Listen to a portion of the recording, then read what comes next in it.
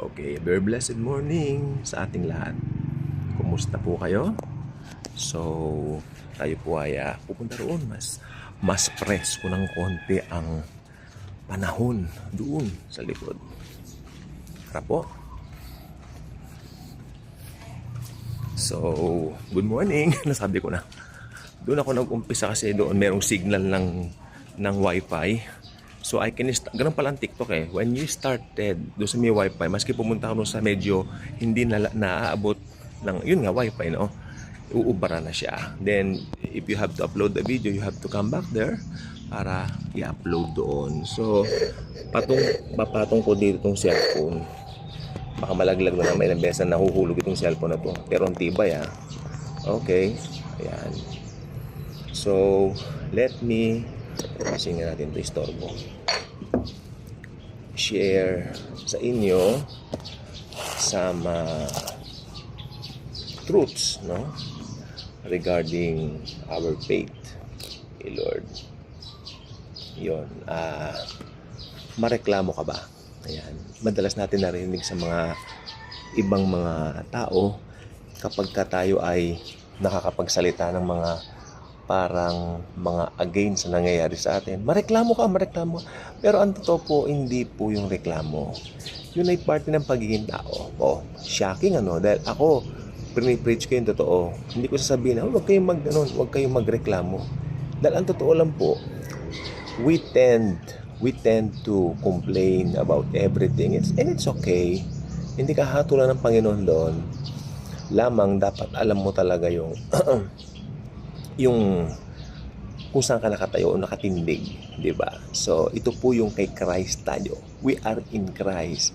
We're not in ganito, we're not in ganyan. Kaya yung identity natin kay Kristo, regardless of that seemingly ugly situation that we are having, kung ano man yan, iba-ibang pinagdaraanan natin, hindi ko pwedeng saklawan yung sa inyo, hindi nyo rin pwedeng sometimes malaman yung sa akin dahil there are some personal matters that we cannot tackle on social media that easy because it's so personal, especially when it involves our families and some people na malalapit sa atin, di ba? Pero alam natin, isa lang ang totoo. Lahat tayo may struggles, lahat tayo may mga pinagdaraanan. Okay? Even grace people, yes. Ayan po ang totoo. Huwag mo sabihin na wala. Meron at meron. Pero ang maganda, pasok tayo ngayon sa Biblia. Ang salita ng Diyos, ito po ang Biblia, ito ang nagsasabi kung ano ang totoo, kung ano talaga. Kaya sometimes kahit gaano kagaling ang isang preacher, puro magandang sinasabi, ganun, tignan mo sa Biblia. Ano ba sinasabi ng Biblia? Okay. As a grace believer, ito po si Pablo po ito Laban ka, si Pablo to. 2 Corinthians chapter 12, verses 9 to 10. 2 Corinthians chapter 12 verses 19 to 10. But he said to me, my grace is sufficient for you, for my power is perfected in weakness. Alam niyo, gusto kong ipaliwanag sa inyo yan. Sufficient, enough. Kaya meron pong topic, the sufficiency of Christ's finished work. Yun Kasi bilang Kristiyano, hindi ka na tumitingin sa sitwasyon. Yes, yun ang sinasabi ko. Yes, you have that situation, pero hindi na yun ang tinitingnan mo. You are looking kung sino yung nasa sayo. Ito ngayon ang striking Yung problema mo hindi masosolve yan. Dahil 2,000 years ago na-solve na yan. You just have to reveal it. You just have to say it. You just have to declare it. In Christ, tapos na ang problemang ito. May mga pinagdadaanan kayo pero dumaan lang kayo dyan. Huwag niyong hayaan na manatili yan. Yan ang sasabihin ko sa inyo. Dumaraan lang, may pinagdadaanan pero huwag kang i-stay dyan. I-declare mo in Jesus' name, in Jesus' finished work, tapos na yung problemang yan. Okay? At kung ano ang sinasalita ng bibig mo, yun ang mangyayari. Hindi ko makalimutan yan. Yan ang natutunan ko dun sa dating pastor namin. Bagamat hindi kami masyado nagkaintindihan sa iba, pero yan, life and death is in the power of the tongue. Nung nasa Singapore kami, inulit-ulit niya yan sa amin. Nulit-ulit niya. Sapagkat may mga ilang pangyayari sa amin sa Singapore na kung tutuusin, nagtataka kami paano kami nakalusot sa mga bagay na hindi nakalusot. Wala nangyari, pero ibig sabihin, muntik na kami, hindi ko sasabihin dito pero muntik na kaming na gano'n, muntik na kami na ganyan. Muntik na. Pero ang Panginoon, grabe. Declare. May problema ka. Lord, ayaw ko na ng problemang ito. In Jesus' name, alam ko tapos na ito. Then magmamanifest yung yes. Okay? Yung ibig sabihin nito, hindi ka mananahan doon sa pinagdadaanan mo. Kasi I believe araw-araw dapat iisipin mo kung sino ka kay Christ. Pero tignan mo, sabi ni Christ sa kanya, therefore I will most gladly boast all the more about my weaknesses. Weaknesses po ang sinasabi dito eh. May mga struggles tayo, may mga bagay tayo sa sarili natin na hindi natin pwedeng sabihin kahit kanino.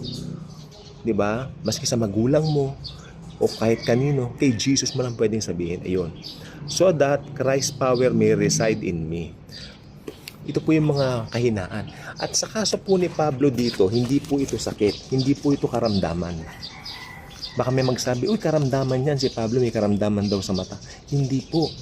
Si Pablo, pinadalahan ng sugo ng demonyo. Si Pablo po, di ba? Parang sabi niya, may sugo si Satanas na pinadala sa akin.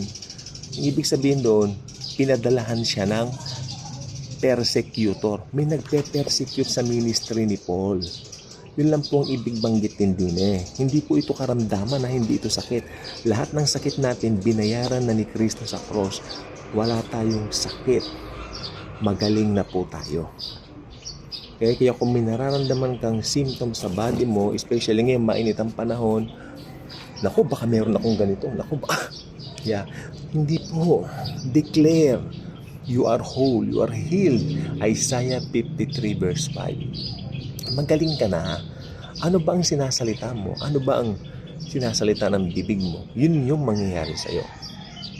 Dahil yan po nakalagay sa Biblia. Okay? Ayan, sabi niya, therefore I will most gladly the more about my weaknesses. Weaknesses yun eh. So that Christ's power may reside in me. So I take pleasure in weaknesses. Ayan, weaknesses yan, hindi sakit. Insults, ayun, tignan nyo, ini-insulto siya. Hardships, persecutions, and difficulties. Ayan. So bawat araw talaga may mga pinaga, pero for the sake of Christ, for when I am weak, yun ang maganda, then I am strong. Di ba? So, halimbawa, nagdi-declare ka naman pero hindi pa nangyayari. May nakausap akong malapit na tao sa akin. You declare things. Nagdi-declare naman ako araw-araw, sabi niya. Sabi ko, declare it mo. Because when you are weak, then you are strong. Then, maya-maya nag-PM siya sa akin. Salamat doon sa verse na yun. Ito nga siya. Kuya, thank you very much sa verse na yun. Kumalma ako, sabi niya. This is a very comforting verse. Pero sabi ko sa kanya, alam mo, hindi yan sakit. Hindi yan karamdaman. Ang banggit ng Biblia dyan, weaknesses, insults, hardships. Pero okay lang po yun. Aba kung wala ka ng mga ganyan sa buhay, patay ka na siguro. Diba? Ibig sabihin, dumaraan ka niya kasi buhay ka pa and you have to be thankful. You should be thankful. You're still here. You're still alive. You're still alive and kicking. You're still breathing. Diba? And dapat alam mo lahat ng yan. Dahil ang Panginoon, siya naman talaga lahat ng gumagawa. Diba? Bago ka pa ipanganak, hinanda niya na lahat yung magiging buhay mo.